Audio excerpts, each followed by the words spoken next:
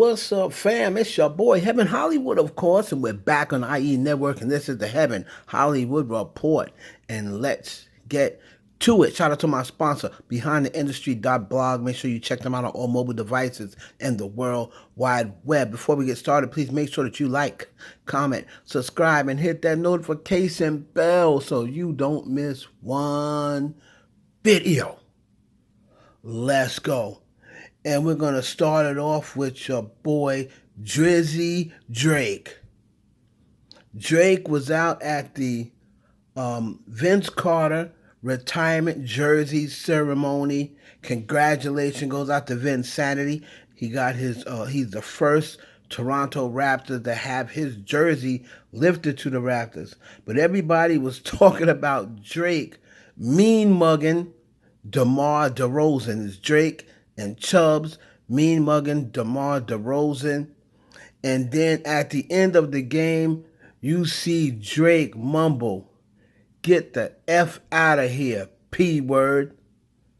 Drake, you can look here, as you focusing on Drake, he said, "F out of here, P word." And he got a lot of mixed reviews, of course. All the Drake fans loved it. Then there's people, giving Drake a hard time, saying, "Oh, why didn't he say it to DeMar's face? Oh, Drake is still hurt over the Kendrick situation, this, that, and the other." Also, at the Vince Carter ceremony, LeBron James was there, and according to sources, him and Drake did not speak. All right. At first, everybody was thinking that Drake wasn't going to show up, because LeBron is the one who actually introduced Vince, to his number going into the Raptors, but Drake wasn't going to let that stop him from going to see his favorite Raptor of all time. Now, like I said, people were commenting on Drake saying, "Oh, he's petty, oh, he's still bothered." Here's my take on the whole thing.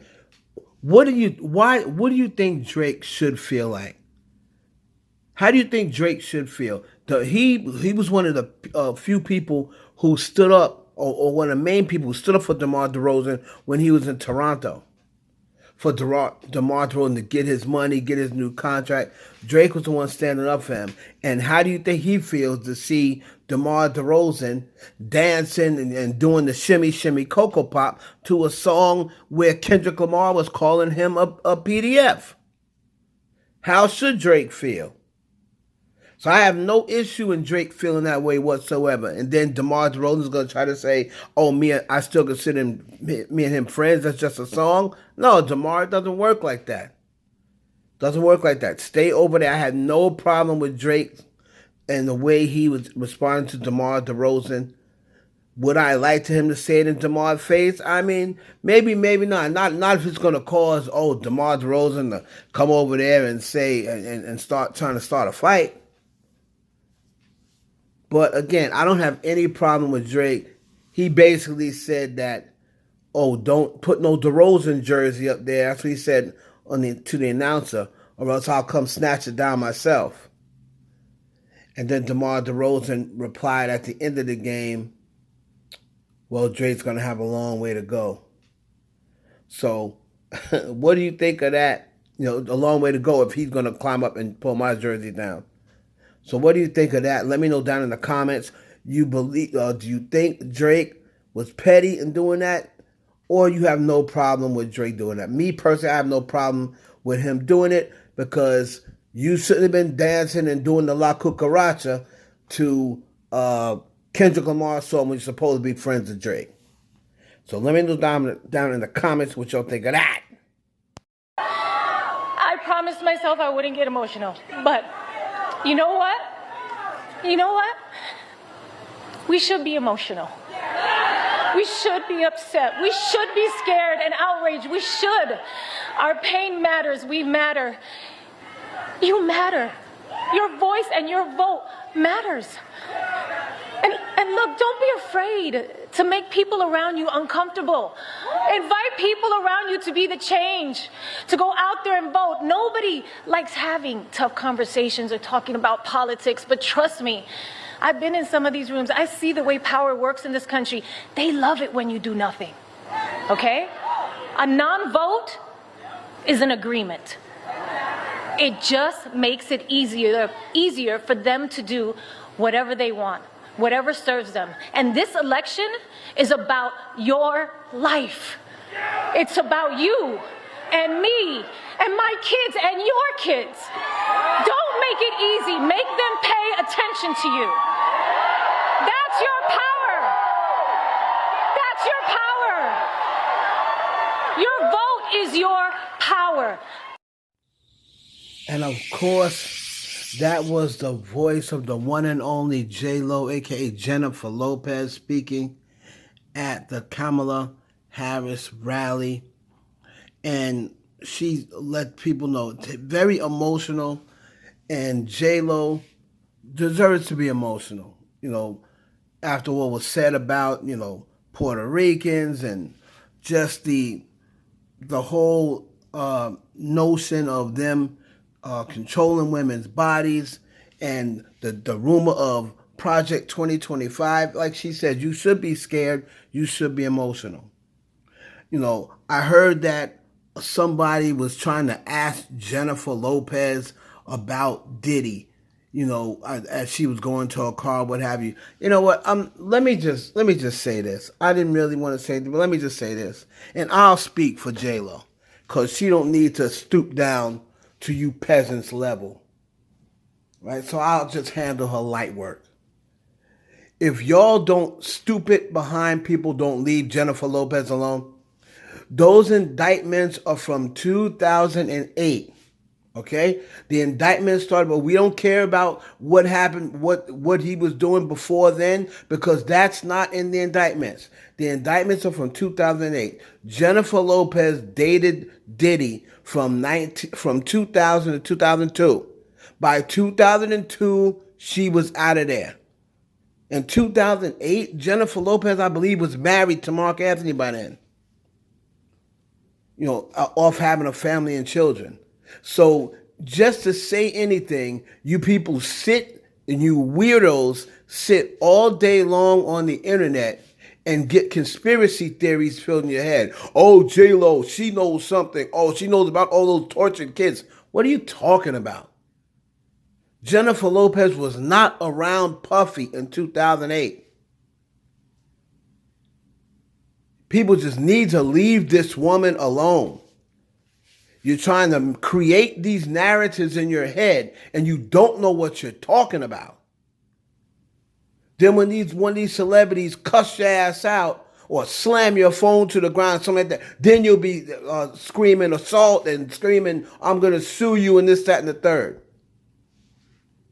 All you people with these conspiracy theories about Jennifer Lopez is in trouble, wake up. She was long gone by 2008. Leave Jennifer Lopez alone. Idiots. Are we ready to make history? All right. Just like Kamala Harris, I too have been the underdog. I've been underestimated. My success belittled and discredited.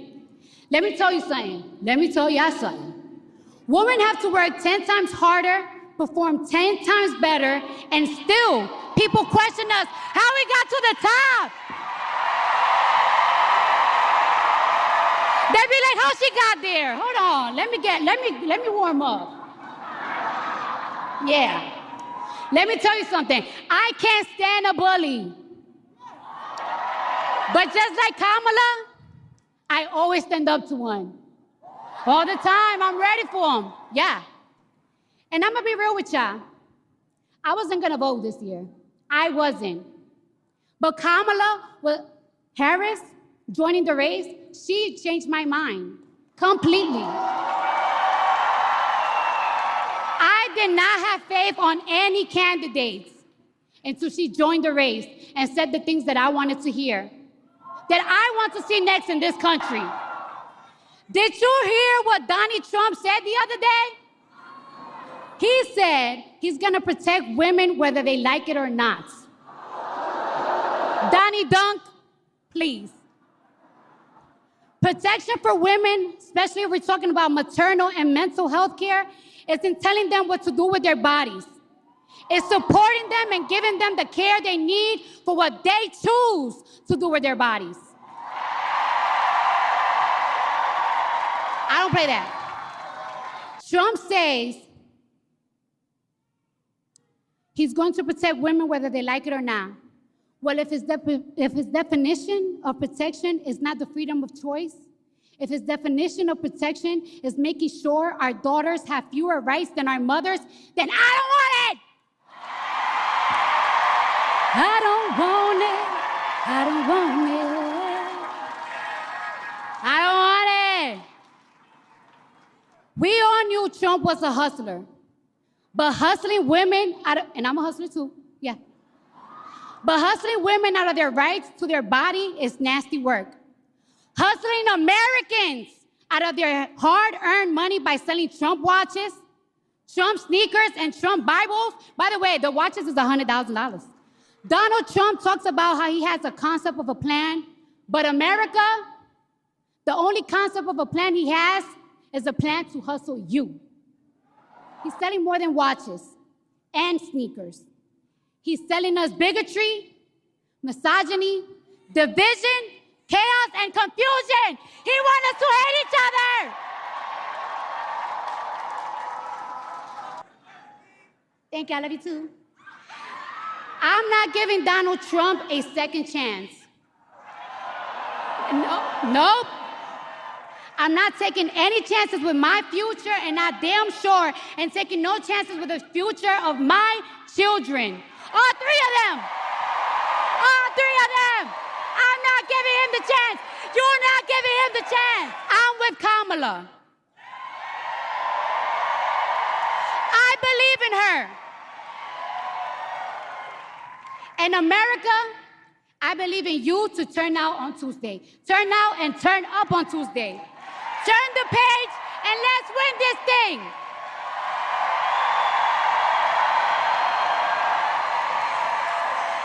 Moving on, the sexy ass Cardi B. She joined Kamala Harris out in Milwaukee to speak, at the convention. Only a couple of days left for voting. Election day is in a couple of days. And Cardi B delivered a powerful message. She was funny. She was energetic. A lot of people made a big deal over her reading from her phone because she had teleprompter issues. And whenever Cardi B goes out there, people are going to talk about her accent. They're going to say she's illiterate. She's going to say this and that. But some of her teachers even came out and defended her and said she probably scored higher on her history regents than a lot of you people did. So a lot of people was coming to her defense. Like I said, I believe it's the message she's put on her picture on Instagram. It's an American dream. She said she's proud of herself, and you should be proud of yourself. Not everybody gets asked to come speak, for the vice president of the United States and the woman who is the leading candidate for the presidency. So everybody just lay off of Cardi B. She delivered the right message. She's always going to have issues with her accent or what have you. But that does not make her illiterate just because she has trouble reading, but she knows how to read. So illiterate means you don't know how to read, right? So she's not illiterate. She just was very nervous, and, her accent sometimes gets in the way. But other than that, she delivered a great message. The teleprompter messed everything up, but she delivered a great message. Now, Nicki Minaj, of course, went on social media, and she dropped these pictures the moment and these memes as soon as Cardi B finished. So a lot of people believe that she was dropping these memes, making fun of Cardi B, and dropping this Chucky doll. Usually she drops a Chucky doll with like the zippers on the face to let everybody know she's talking about Cardi B.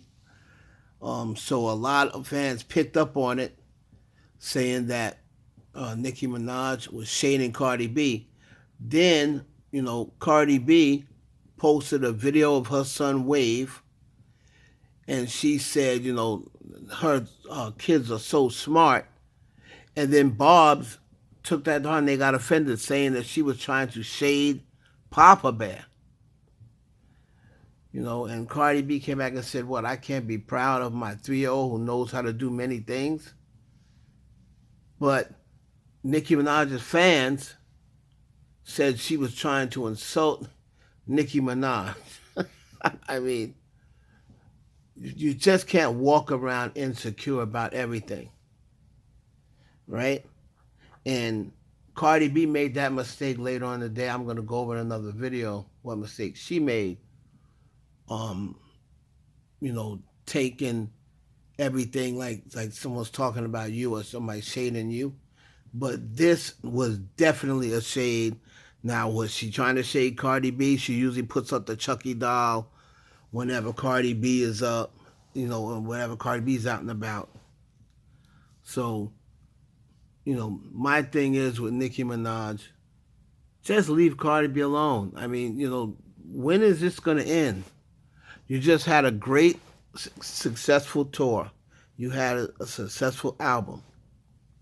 You proved that you're still the best-selling female rapper.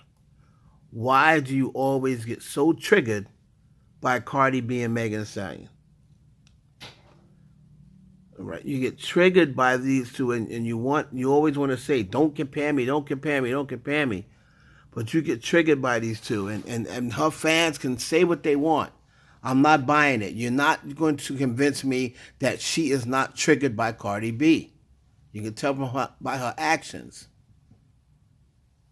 You know, Nicki, shouldn't you be out celebrating Wayne? But instead you're at home, you know, throwing sub shots, you know, to other female rappers. I mean, come on, Nicki, enough is enough. You're the greatest female rapper of all time. Act like it. It's your boy Heaven Hollywood for the IE Network. Please like, comment, subscribe, share this video with your friends. We'll catch you on the next one.